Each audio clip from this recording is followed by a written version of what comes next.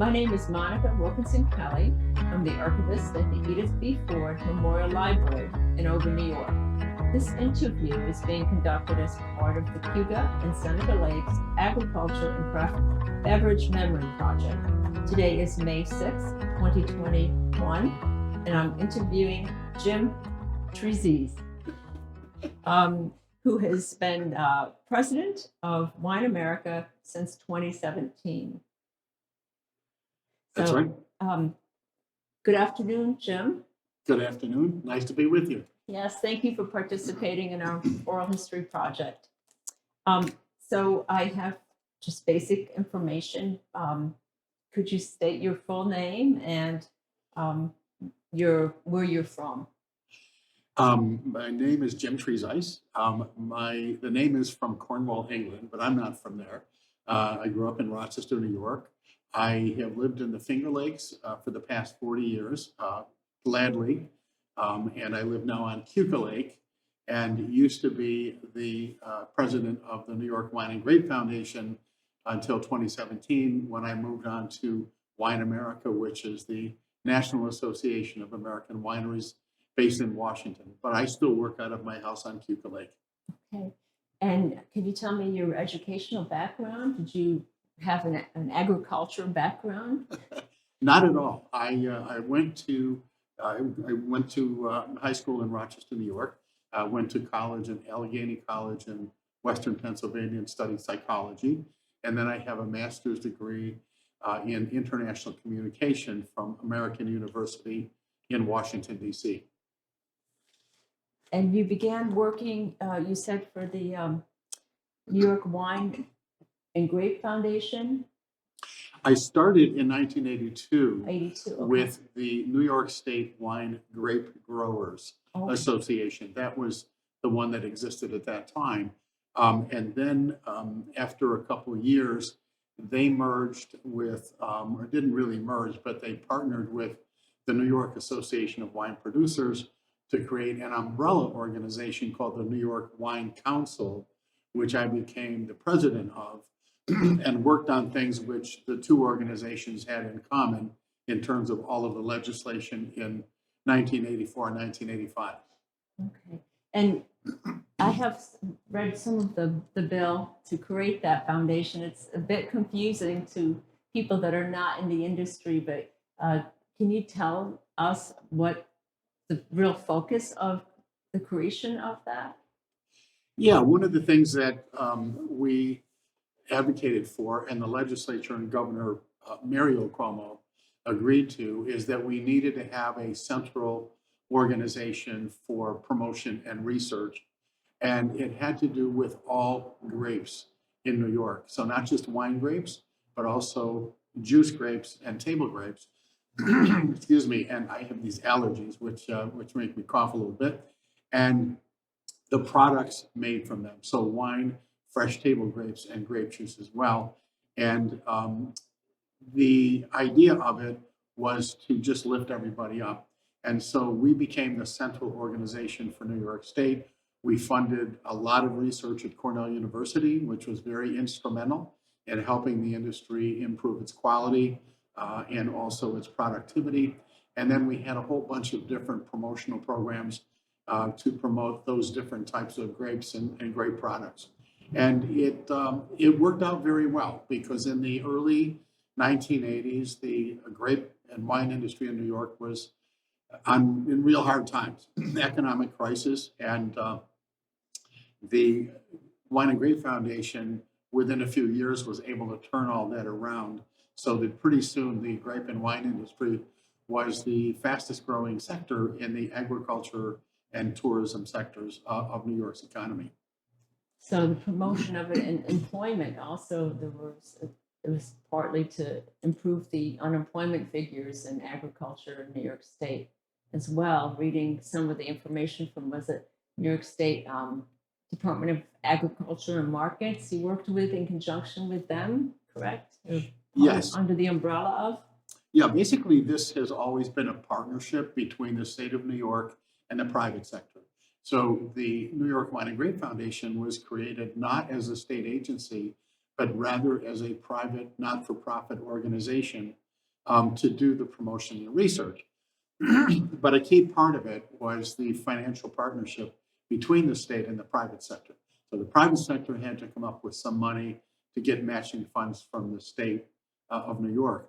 And yes, the result, especially in the wine sector, um, that is wineries, is that there was a big boom in employment. The grape growers stayed about the same, a few more workers here and there. Um, but with more wineries came a lot more jobs because you have several areas. So you have the vineyard, you have the cellar, you have the tasting room, you have deliveries, marketing, and that type of thing. So there has been a huge expansion of the wine industry, and with that, a huge expansion in employment throughout the state. Okay. I'm not sure these figures are accurate. Perhaps you could correct them if I'm wrong.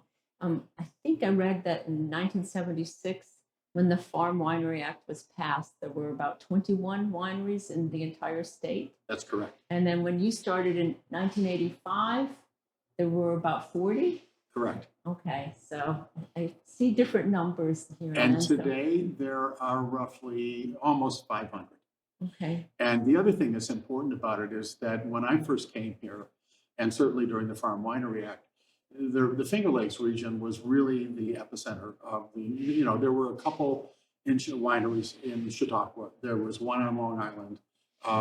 There were a few in the Hudson Valley that comprised the 19 or 20 or 21 that existed at that time. And when I came here again, it was still the Finger Lakes that was dominant. So there might have been at that time in 1985, 10 counties throughout the state that had wineries. Now, as you know, there are 62 counties in New York State, 59 have wineries. So there's only 3 counties that don't have wineries, and there are wineries in Brooklyn, Manhattan, and Queens. Yeah, I did read Mark Miller's book. Yeah, and great book. Yeah, it is a terrific book. And when he tried to get this legislation passed, or the act of the Farm Winery Act created and passed, it was denied the first time. And then somebody suggested that he go to the Finger Lakes, because the Finger Lakes is where most or many of the grape growers are present. And so they were really important to get this all off the ground. Yeah, the Finger Lakes is really, it still is the dominant region in New York State. Of the 500 or so wineries across the state, Finger Lakes probably has about 150 now. But in terms of the evolution of the industry, the Finger Lakes has been extremely important.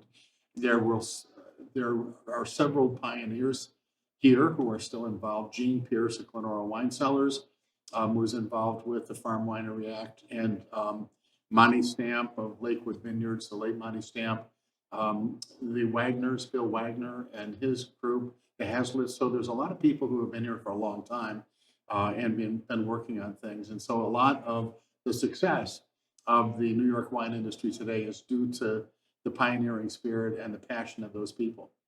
But Marianne Krupczak as well. That's right. Yes.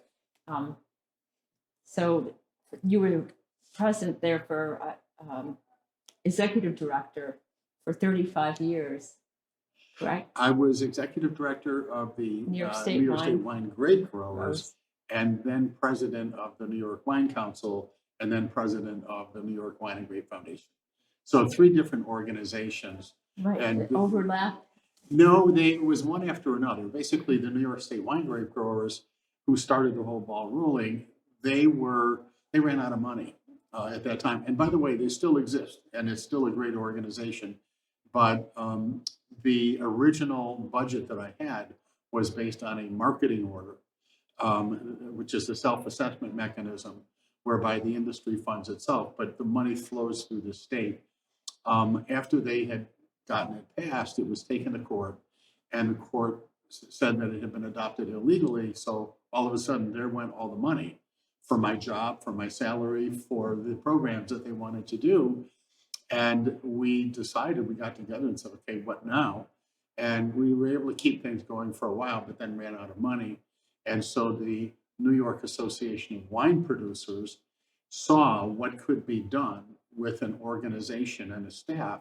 So they pitched in half of the money with the wine grape growers, and formed a new umbrella organization called the New York Wine Council, which I became president of. And that gave me a year to go to Albany and to lobby Governor Mario Cuomo and the legislature to say, we've got this big, potentially great industry in agriculture and tourism that's going down the tubes.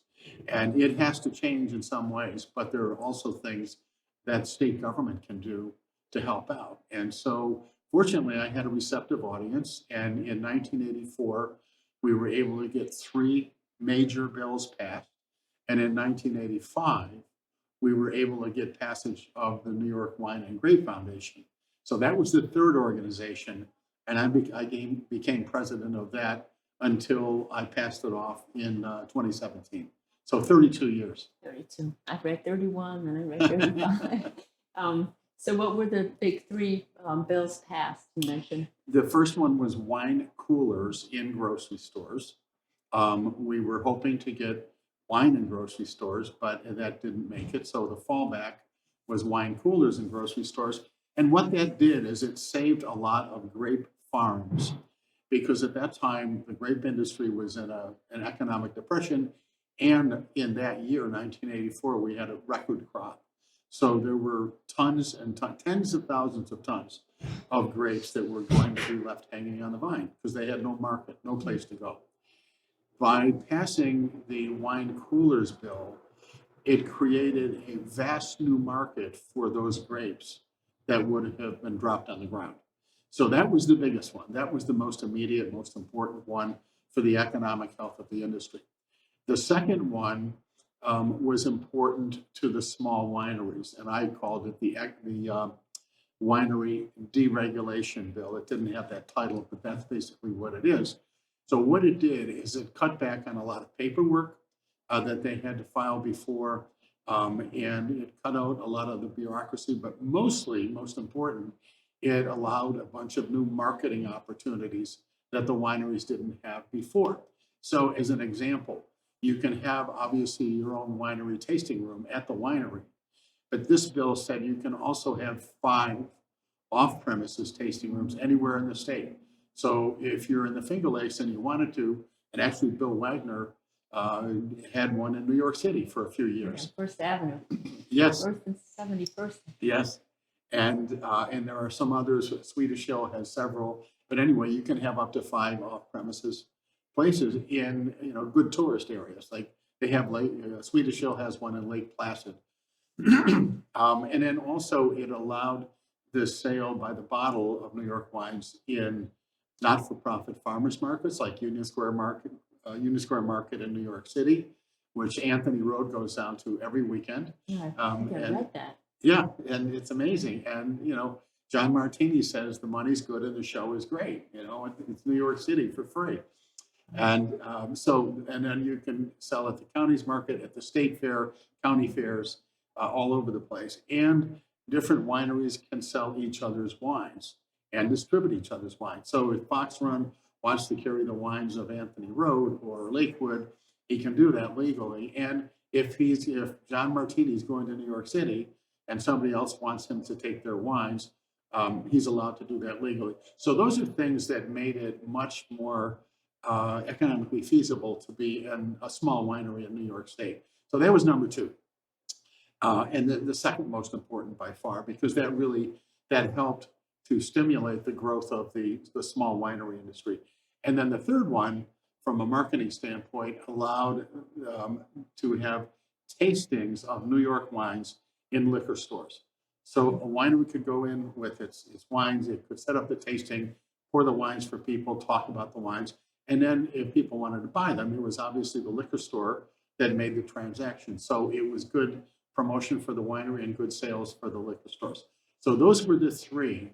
Now, we also tried to get the New York Wine and Grape Foundation passed in 1984, but my legislative friends, said, Jim, you can't be greedy. We can't give you all 4. So what's the one that can wait? And I said, well, these other 3 are really urgent, especially the wine cooler one. So let's put off the New York Wine and Grape Foundation one until 1985. So, and it passed unanimously in both houses. I know one failed to sell wine and liquor in grocery stores. I did see a bill that one didn't go through, other than the wine coolers, correct? Has that failed a few times, unfortunately? Yes. That would certainly help the industry.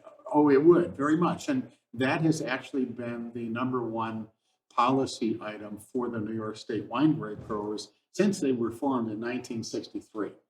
So that's been a wish on the wish list for a very long time. But it's also very, very difficult because the liquor lobby is very strong and very powerful politically in Albany, and they have the wholesalers, which is another powerful lobby, as their allies. So we were making the case in 1984, and it was actually Governor Mario Cuomo who proposed the sale of New York wines in grocery stores first for 2 years. Then, if things were okay, all domestic wines for another 2 years, and then all wines from all around the world. So it was a way to phase in the whole idea from a societal standpoint, and also to give New York a leg up with consumers in the grocery stores and so forth. And I think it had a good chance of passage, but I won't get into the details, but it was actually the grocery store lobby, and they would have benefited tremendously. They were the ones that killed it. It was very, very disappointing. But serendipitously, 1984 was the year when wine coolers were invented in California. It's like a lot of things. A couple of young people got together, and they used to regularly have wine and then dump some orange juice in it at these parties. And somebody said, well, why don't we bottle it? So they did, and they created a new product called California Cooler, which became a whole new category. So Canandaigua Wine Company had Sun Country Cooler, Seagram's had their own cooler, Gallo had Bartles and James, and all of a sudden there was this new product on the market. So we were able to do a fallback bill. Instead of wine, it was wine coolers in grocery stores as well as liquor stores. And that's the bill that saved all the grape farms. Wow. Yeah, I know that for the Farm Winery Act, some of the other larger groups, I think it was the liquor stores that objected to the proposed bill to create a farm winery for reasons, seeing it as a threat. Is that accurate, or worried that that would impact the business or middleman? Yes, and I've seen this a lot because I was really the lobbyist. I wasn't supposed to be a lobbyist, but I fell into it because that's what had to be done. And so I was in the lobbyist for all the bills that we've talked about, and then some beyond that as well. And what I can say is that the liquor lobby doesn't want any change at all. No change whatsoever. They're scared to death of it. And so they oppose everything, even though it may be good for them. As an example, we thought they should have the right to be open on Sundays. Like, the liquor store should be open on Sundays, like winery tasting rooms can. Because they were arguing when we were doing the winery deregulation bill, they said, this isn't fair. They can be open on Sunday and we can't. So we said, okay, you open on Sunday. And I said, no, we don't want to, because it's our excuse not to work on Sunday. And that's their mindset. They do not want any change at all. And that's true of the wholesalers as well. So it's a very difficult industry to get things done in, because in some tiers, there's not only no cooperation, there's active conflict. And you mentioned the market. Grape growers are really suffering in the early 80s. Can you talk about why that was so? Was it other states that were producing and people were buying their grapes and not New York State grapes? There were 3 or 4 things that created the perfect storm. First of all, it was a tough time economically overall in the country. So wine sales were not that good, generally speaking. Secondly, Americans were changing their tastes in wine. And until that time, we had made the traditional Labrusca varieties, Concord, Catawba, Niagara, which can make some very, very good wines, and which were very popular for a very long time. But then taste started changing. So we're losing the consumers. Also, there were very low-priced European wines coming in because they were heavily subsidized. And so there's no way any American wine, whether it's New York, California, could compete based on price. And then finally, the main thing that happened to the grape industry, and this was the big one really, is there were corporate changes. So the Taylor Wine Company traditionally had been the grape growers' father. They were very paternalistic.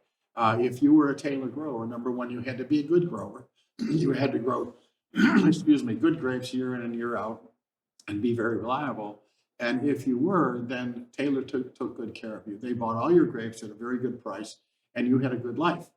But the Taylor Wine Company in the late 70s, I believe it was sold to Coca-Cola, which was a whole different ballgame. So the bean counters came from Coca-Cola and said, wait a minute, why are we making this type of wine when it's not selling as much as it should? Why are we buying these grapes at these prices when we really don't need them? And so all of a sudden, that drastically changed the landscape for the grape growers in New York State. And those things all together, what created the economic crisis. And to the extent that when I first came here, or no, I guess it was just before I came here, there were some grape growers on the Bluff, which is the peninsula that separates two branches of Cuca Lake, who called the media in to have them watch the burning of their vineyard. And so, yeah, it was very serious stuff. I know, and it was very abrupt. It was something like 50%. We're only buying half of the grapes this year. There was no real notice. It was just, I think I'd seen a letter from somebody who grows grapes. Their dad just got a letter from Taylor saying, we're only buying half this time. Exactly. So it's very sudden. And so what do you do with all of those grapes? Well, exactly. And the thing is that grape growing is a long-term proposition. When you plant a vine, you are looking out, minimally 4 or 5 years, because you're not going to get any grapes until the 4th or 5th year. And then what if consumer tastes change? Or what if the winery cancels your contract? It's a very risky business. And I salute the grape growers who have stuck it out and done a really good job to stay in business. Well, I know reading the Farm Winery Act, we were talking about this a bit earlier. To a person who's not an expert as you are and has been working in the industry for so long, it's confusing. I know the quantity initially in 76, you could only produce at least 50 gallons, but no more than 50,000. Right. And then it changed to 150,000. So now it is 250,000. Correct. So it's constantly changing and being amended, the Farm Winery Act. It is. And the Farm Winery Act, Jim Doolittle from Frontenac Point was and Mark Miller, whom you mentioned, and other people were very instrumental in getting the Farm Winery Act passed. And it was the first significant piece of public policy that really helped the grape and wine industry. It started the ball rolling. And what it did basically is encourage the growth of small wineries by making it economically feasible for them to be in business. And the main way that it did that is to allow them to sell their grapes, or their wines, directly to consumers, directly to restaurants, directly to retailers, liquor stores. Because before, in New York State, if you were a winery, you had to sell your wine through a wholesaler. And when you do that, you basically discount your wine 50%. So your $10 wine you sell to them for $5, then they get it out into the market, and ultimately the consumer pays $10, but only $5 is going to the winery. Small wineries with limited production cannot make a living on that. But if you sell that $10 bottle of wine directly to a consumer, you keep the $10. If you sell it to a retailer or a restaurant, you discount it by about a third. So it's not quite as good as a direct-to-consumer thing. But the main thing was the original Farm Winery Act said you can sell directly. And then over the years, including under the Winery Deregulation Act and many others as well, there have been a lot of amendments so that the Farm Winery Act, which started out pretty small, is now, very big and has made a big Distilleries, difference. breweries, craft, Yes, and also the cost. I think it was the cost of the 600 license. and some dollars originally, I think, and then it was reduced to 125. So the cost of a farm winery license in 1976. Yes, in 1976, a winery license, as I recall, was $625, and a farm winery license was $125, Right. which is good. But $500 a year isn't going to make or break a business. So that's the reason why it's the direct sales that were really the key to the success. And there were fees for labeling, registration, and all sorts of fees Oh, on yeah. top of that, I believe I read. It got to be very confusing, so. Yes, this is a very confusing industry.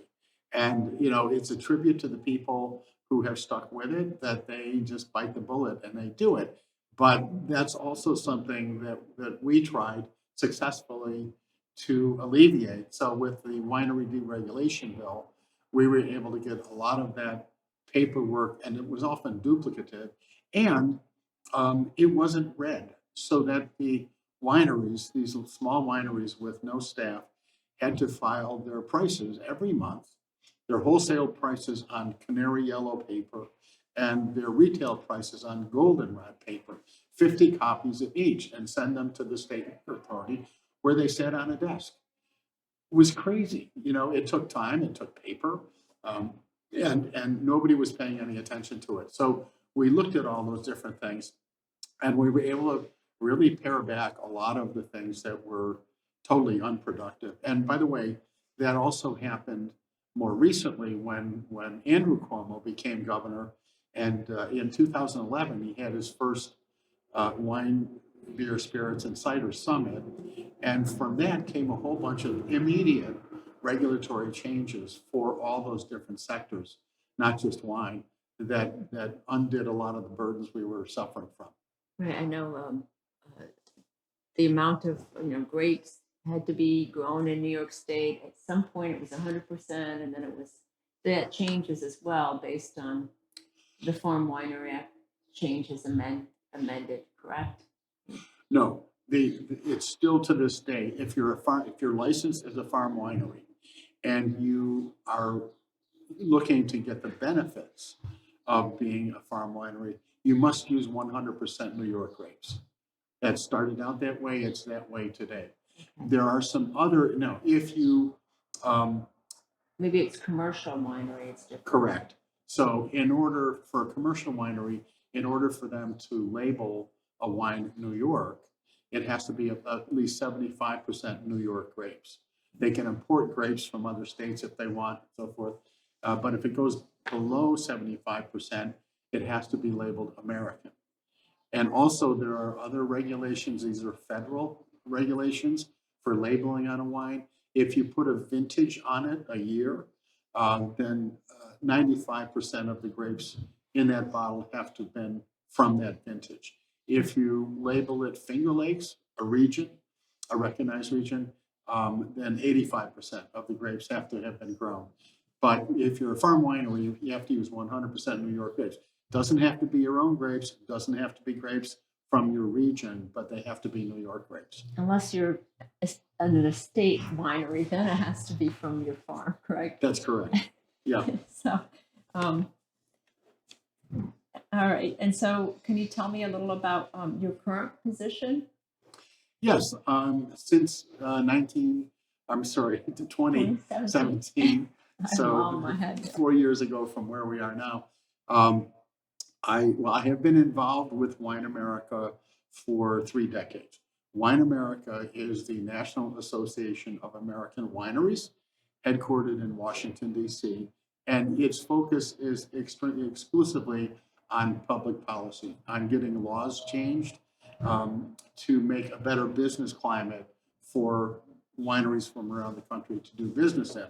And so I've been on the board of directors and the executive committee of Wine America for decades. And when I decided to transition out of the New York Wine and Grape Foundation, they asked if I would, take over Wine America pretty much in a consulting role. So I'm not an employee per se, but I'm president of it, and I work with the staff in Washington, D.C., and I represent the organization in a number of different ways.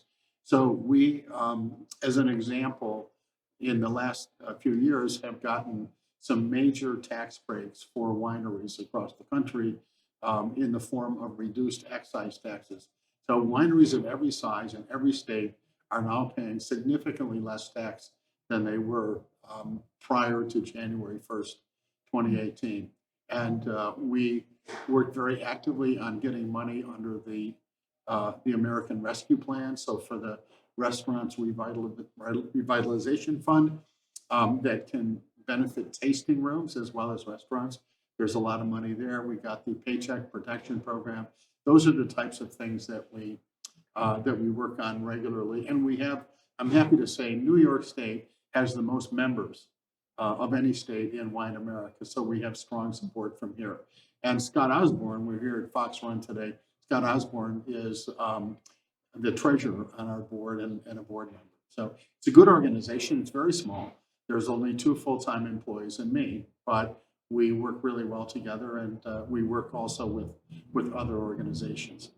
And the other thing that's not related, but it is, and I've been missing it through COVID, is that for many years I have judged in wine competitions around the country, usually 10 to 12 per year, mostly about half of them in California and Florida, Indiana, other places as well, even Australia. And that is a lot of fun because it's a great way to learn what's going on in the wine industry. Yeah, I think I had a big list somewhere in my piles of papers about you. You received many awards. Okay, would you like to talk about this, list some of them? Well, I'm very honored in every case. I'm not sure I deserve them, but I guess other people think that I do. So I'm humbled and I'm honored. And I guess the most recent one, which really was very humbling, is the New York Wine and Grape Foundation created a new award called the Jim Trezise Lifetime Achievement Award. So whoever gets it, it's always going to have my name on it, Right. And that's a big deal.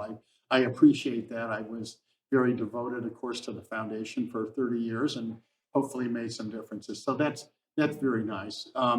There's also one from Australia that I got, which was named after an Australian wine hero and that basically had to do with getting the tax cuts that we got the other year, and also for creating a different organization called the International Riesling Foundation. It's called the Wolf Blass. Wolf Blass is the Australian hero, Wolf Blass Achievement Award. And then another one came from California, from the Lodi Woodbridge Wine Grape Commission, and it's called the Wine Integrity Award.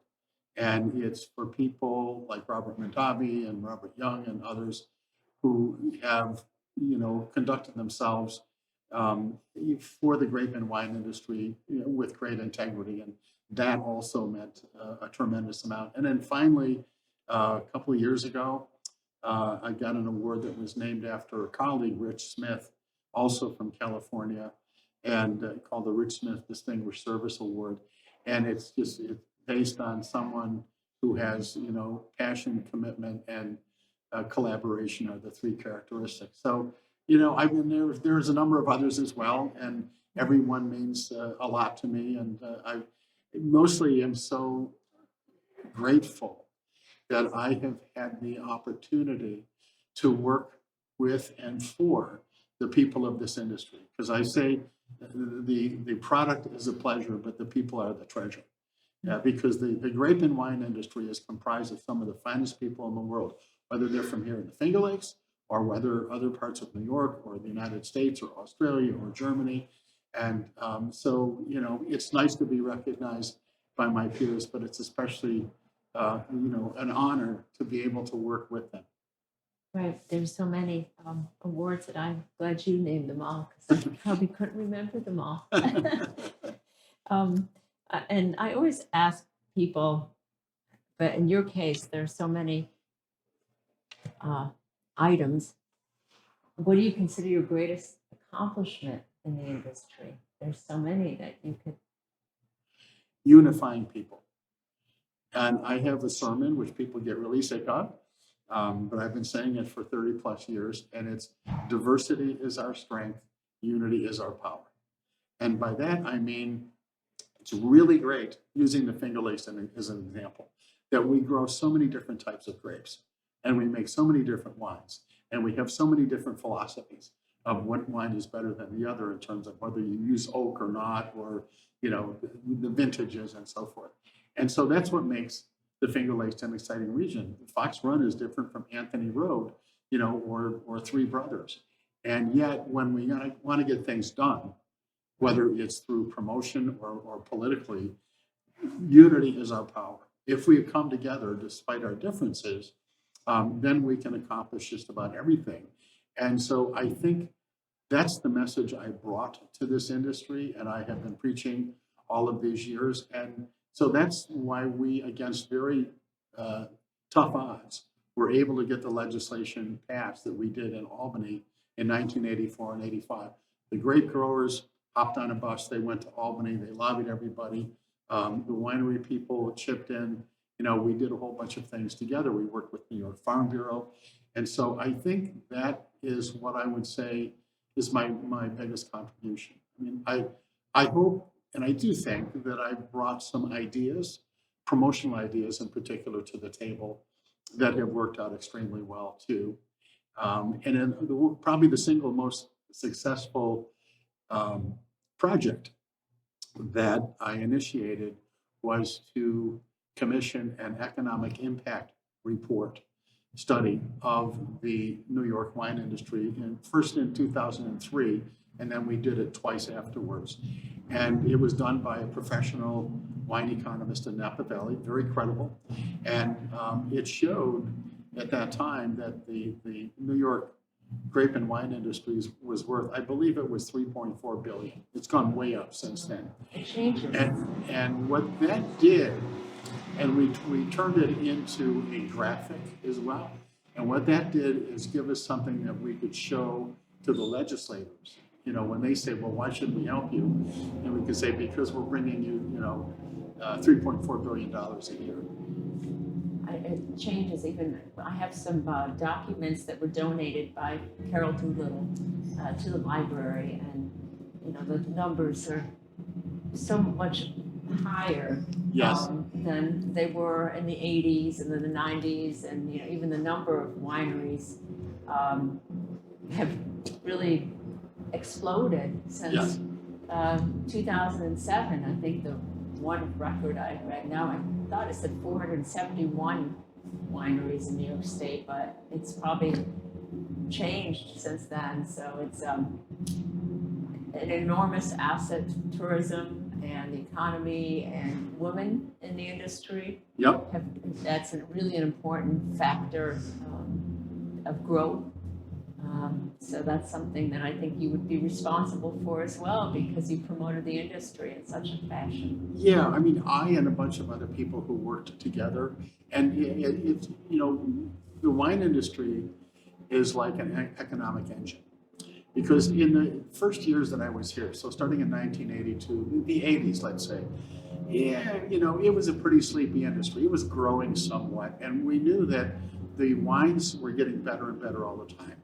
And quality is absolutely key, and Cornell was key to the quality and so forth.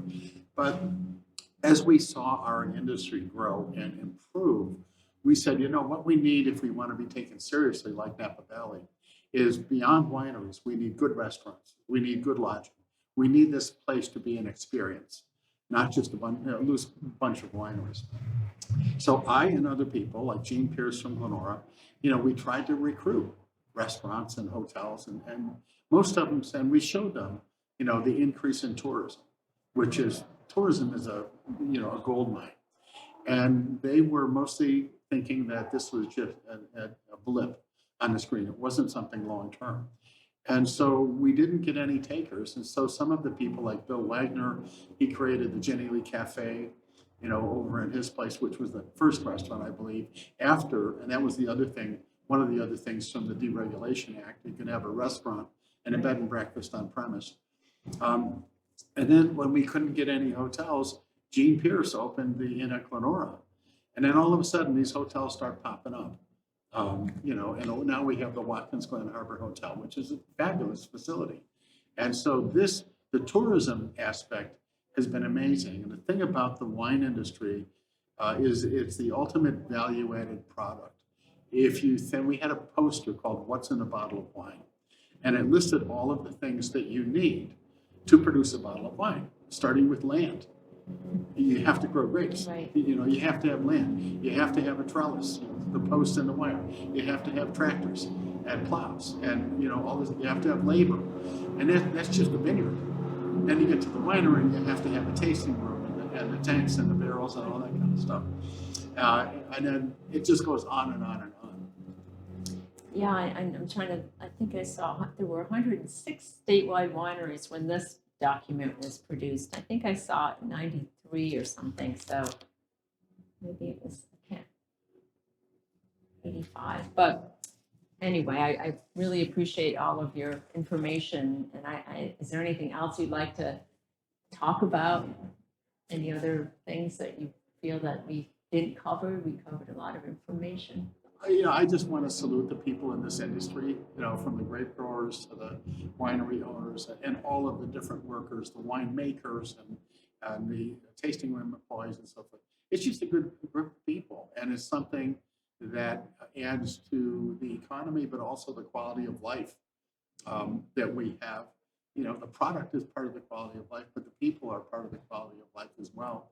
And so I'm very optimistic about the future of the industry. I think it's going to keep growing and getting better. And I was very proud of our industry during COVID, which isn't really over yet, but it is, it's getting to be over. But in the darkest days, they never gave up. And we all worked together and we supported one another. And we came up with a whole bunch of creative ideas so that a lot of wineries did a lot better than you could have imagined during a time when all of a sudden their tasting rooms were shut down. Right. Some people have said that they may not go back to how it was with Yes. the large groups and the smaller, intimate tastings Yeah. outside seem to be working so well during the COVID restriction period that they might just keep it that way. Many of them feel that way. And we have a monthly Zoom call with a local group, New York Wine Industry Association. So Scott's on it and a bunch of other people as well. And so it's always a chance to compare notes. And I always try to get from them, how's everybody doing? What are the new things and so forth? And many of them have said, we're never going back. So we're not going to allow buses, In limos. we're not, limos and that kind of thing. And we're going to continue to require advanced registration because it makes everything much easier for the staff. They know what's going to be coming, and it's also a better quality experience for the customers who come. So in combination with the good marketing strategies that they had before, all of a sudden there's a whole new wave of things like the curbside pickup and the home delivery, things that are going to stay in place. Plus, all of the wineries all of a sudden got real serious about the internet, and using their wine clubs to sell wine and then, boosting their mailing lists and so forth. So we're a much stronger industry now for the crisis we've been through than we were before it came. Some people have mentioned that people discovered the Finger Lakes. Yes. They had an impression of the Finger Lakes and really hadn't visited and discovered that it's only 2 or 3 hours from where they live. It's not just upstate, and they have really discovered the beauty and the wonderful landscapes in the wineries. So COVID has exposed the industry more than it had been before. People are traveling to the Finger Lakes Exactly. during Yeah. this period. Yeah, So, there are a lot of, the Airbnbs and the hotels and everything else have been pretty full the whole time. So it had a silver lining. all right. Well, thank you so much for your time, Jim. I Thank you. appreciate, I know you're extremely busy. I didn't get to ask, are you uh, normally Zooming to Washington or do you have to travel physically north? I haven't been on a plane. This is unusual. I used to fly, and this is not something I'm proud of actually because of climate change, but I used to fly over 100,000 miles a year, mostly to the West Coast and back for the wine competitions, but also to Washington about once a month on average for meetings and receptions and that kind of thing. I haven't been on a plane for in 15 months. And so we have been doing everything by Zoom, which can work very well. We had a good Zoom meeting last night and it can be just as effective and you save a lot of time and a lot of money. So Maybe another thing that stays after the pandemic is over, Zoom meetings versus, in-person meetings. yes, I think so. And a lot of the winery associations, they did everything by Zoom. They had these massive conferences by Zoom. Wine tastings I've seen Yes. where you Yeah. can order your wine, Yeah. have So it sent to you and taste, via Zoom. exactly. And it's a great way to do it because, people can do it in the comfort of their own home. It's a way to sell wine. It's a way to bring everybody together, even though it's remotely. So yeah, we've become a lot smarter.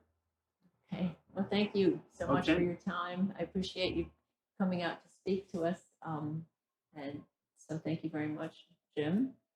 And today is May 6th, 2021, and I'm Monica Wilkinson Kelly at the Edith Ford Memorial Library archivist conducting our oral history project, the Huga and Seneca Crafts Beverage Memory Project. So thank you for your time. Thank you.